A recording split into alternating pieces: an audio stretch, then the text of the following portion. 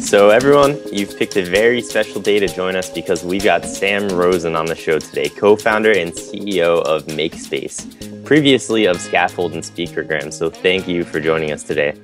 Thanks for having me. So MakeSpace is essentially the DropBox of physical storage, or the reversal of Amazon. For anyone who doesn't get that analogy, Sam, can you briefly explain what all this means? Yeah, sure. So what we're doing at MakeSpace is we're creating, physical storage in the cloud. And another way to think of it is, I'm sure you've used services like Fresh Direct to potentially order groceries to your home, or Amazon Fresh to order groceries to your home. We make it as simple to order storage to your door as Fresh Direct makes it as easy to order food.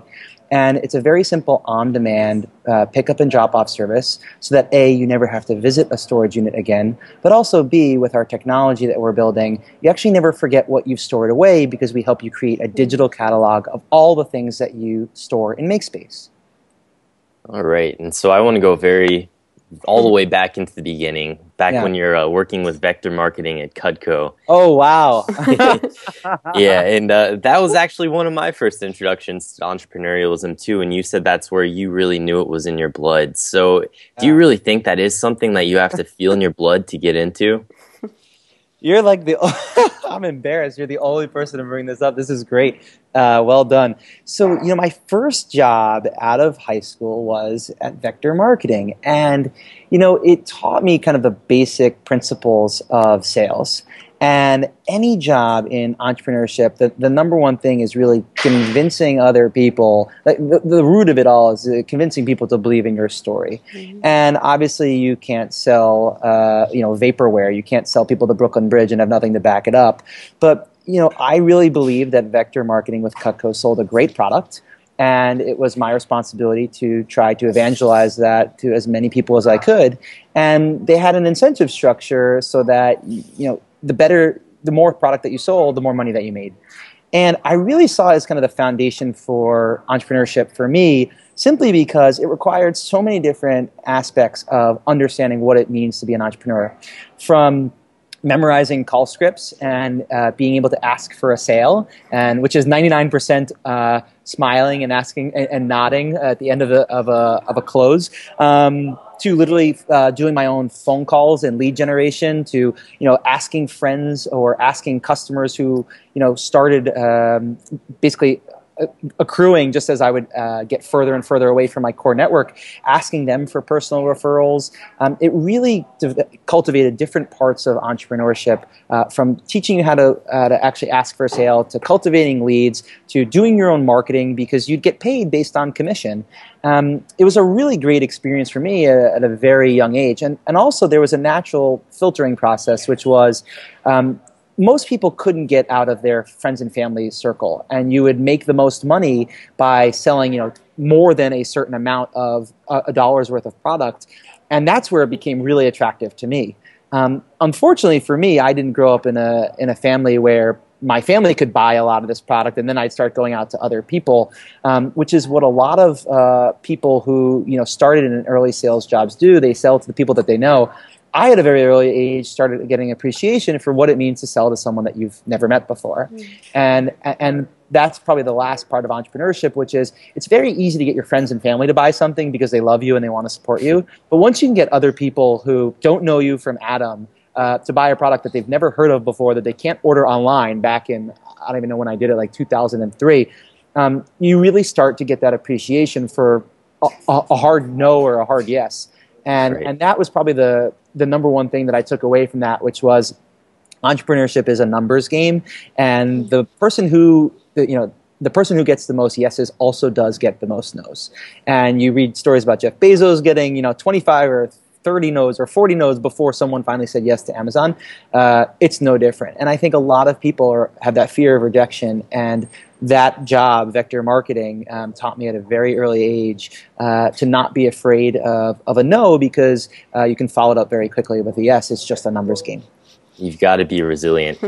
And so Sam of Vector then eventually became Sam of Speakergram. And there was a time, there's a bit between those two. So it happened though, and you guys did pretty well and got lots of attention. That's when you first came onto my radar. But so here you are now, and so there had to have been a time when you exited. So I want to talk about that really quick. Is a startup something like a baby that you should love unconditionally, or is it more like the family pet that you have to eventually put down? Oh my God, that's so morbid. A startup should be like a science experiment where you are indifferent to the outcome, but you have a hypothesis and you can be pleasantly surprised if your assumptions are correct. I liked science for that reason. You would, I don't remember that whole process now. I'm years out of school, but you first set by saying, what do you expect to happen as a result of this experiment? And Speaker Graham was, came out of the. And by the way, there's a whole thing in between. I had other sales jobs. I had worked at Seamless as one of their first interns.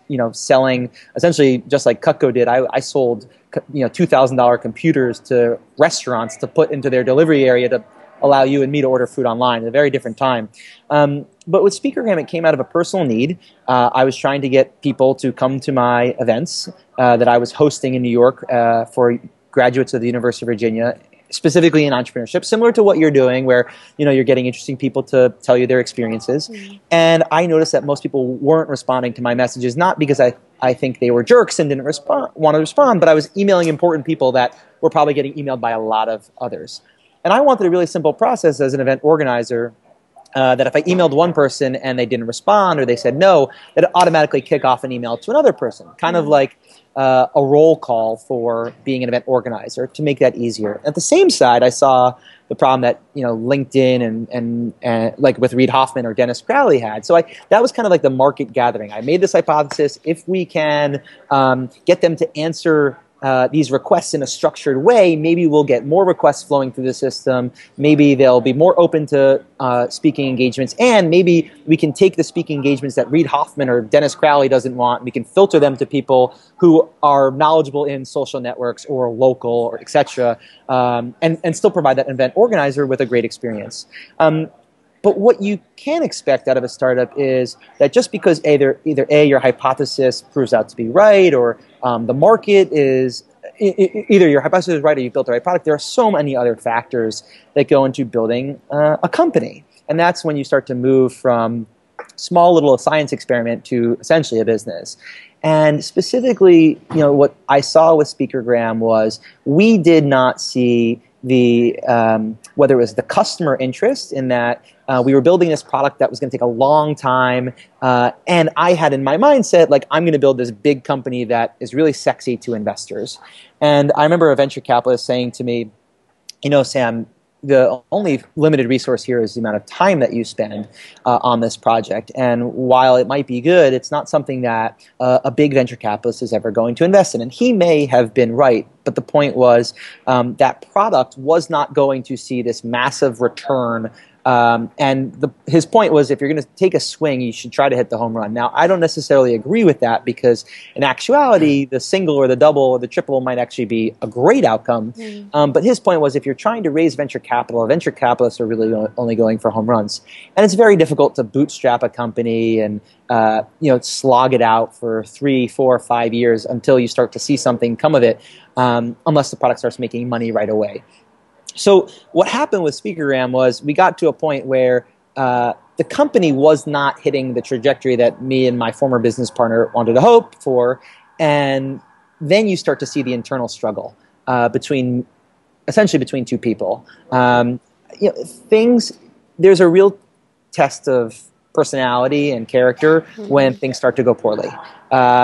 You can liken it to relationships, when you go long distance after living in college together, or when, often you see this, I see this, unfortunately, parents that have lost a child. You always kind of see it in the news that the parents, I had a childhood friend die very young, and the parents surprisingly stayed together because it was such a traumatizing or such a hard, difficult time that often those times really either separate people or bring them closer together. And for me and my former business partner, it actually drove us apart. We started to not like one another. We started not to enjoy those times together. And if you're not even enjoying showing up to work when it's just 2 or 3 of you, then you have a big problem. So what I really took away from, and I'm sorry if I'm rambling here, but what I really kind of took away from that experience was something that I like to call the airplane test now, which is kind of my litmus test for employees, business partners, even venture capitalists that we work with, which is, can I literally get on a plane with you in New York, fly to Los Angeles, turn around and come back? Because I guarantee you there's going to be stressful things. We're going to be running for a connection.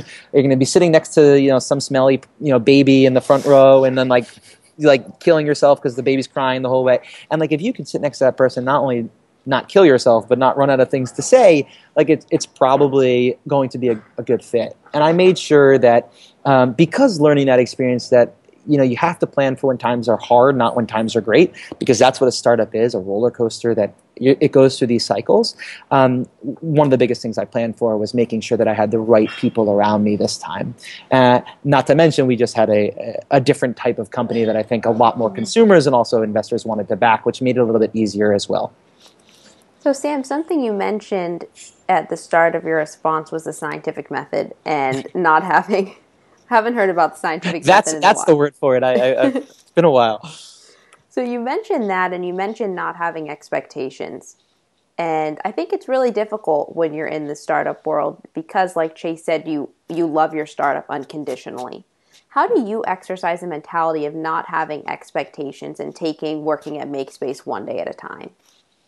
Oh, oof. I think the biggest holdup is that it's like you can lead a horse to water, but you can't make it drink. Mm-hmm. And the one of the biggest, I think one of the biggest mistakes that first-time entrepreneurs or new entrepreneurs make is they think that their answer is correct, and they're going to build this product and then release it in the market and it succeeds. And that's why the lean approach, which is not test it by asking people, test it by faking it. I have this expression I like to say, which is scrape it till you make it, and figure out a way to put something out there that customers can actually tangibly touch. Maybe it's a website that they can click purchase. Like Kickstarter is great for that, right? Mm-hmm. Like people do all this wizardry about what the product looks like, and then they say, oh, and you can pre-order 1 year, but it doesn't even exist.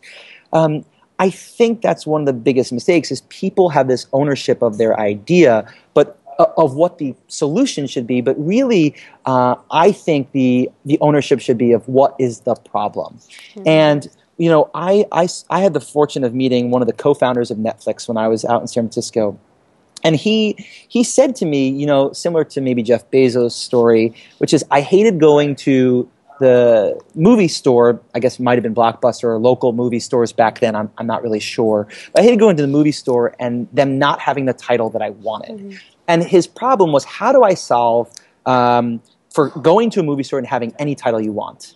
And his thinking was, he saw this thing called the internet. And he goes, imagine if you could just order one off the internet and they just mail it to you. And what's interesting is his eureka moment was he put a CD, because there was this, he read in like PC Magazine or Wired or something like this. He saw that there was this new format of essentially a media that would allow VHS tapes to essentially go away and be on DVD. And he put a CD in the mail, he dropped it in the mail and said, Eureka, holy shit, this works, where you can actually mail DVDs to people, which the price of the postage went from, I don't know, let's call it $1.50 or $2 down to 21 cents or something like that. And, had he fallen in love with this, I'm going to send people VHS tapes, because that's the exact solution offering, I think he would have missed it because shipping would have been too high. He would have given up on the idea. But his problem was, how can I continue to have unlimited selection? And maybe even though his idea was a little bit ahead of the market, he waited for the right kind of market environment, which was this new media format, before he and Reed Hastings, the other co-founder and CEO, launched the business. So really, it's falling in love with the problem, not so much the solution, because at the end of the day, like, the solution is actually probably one of these like very big, hairy, ugly problems, and it's not as sexy as maybe the problem that you're trying to solve. Right. And so now, even when dealing with your customers, you're falling in love with all the problems there in order to create the best product. And so I'm referencing here one of your Christmas fiascos. where you had to go get the order and get it back to them the day before Christmas. But so you went through that though, and so I just want to know. Luckily, we're Jewish. No, I'm kidding. But so in a service-based company where people are priority number one, when really is the right time to draw the line? You know, when does an Etsy seller stop sending out custom exchange orders with overnight shipping? It's a great question. You know, when you build software, what you don't want to get in the business of is custom development. Because if you don't build a scalable product, you essentially don't build software as a service. You're a contractor. And when I was working on SpeakerGram, I remember, I can't say who, a big name social network for professionals, was asking for certain types of functionality that was specific to them. And, you know, when we were thinking about it, it was, okay, we could do some custom development for them to get them to use the product. But at the end of the day, we didn't think it was applicable to everybody else.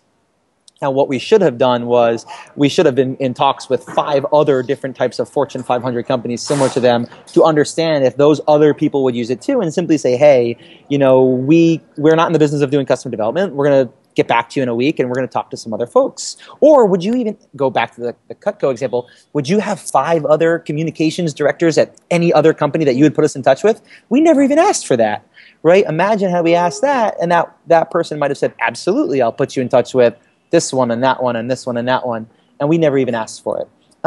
When you're dealing with a consumer business, especially a scalable services business, you know, making sure each experience is pleasant, is exactly what the customer wanted, is extremely challenging. And if you look at our Yelp reviews, we've got, I think it's over 60, but stars. Yelp highs. Yeah, it's all 5-star reviews because what we have to beat is not that high. The bar is not that high for traditional self-storage.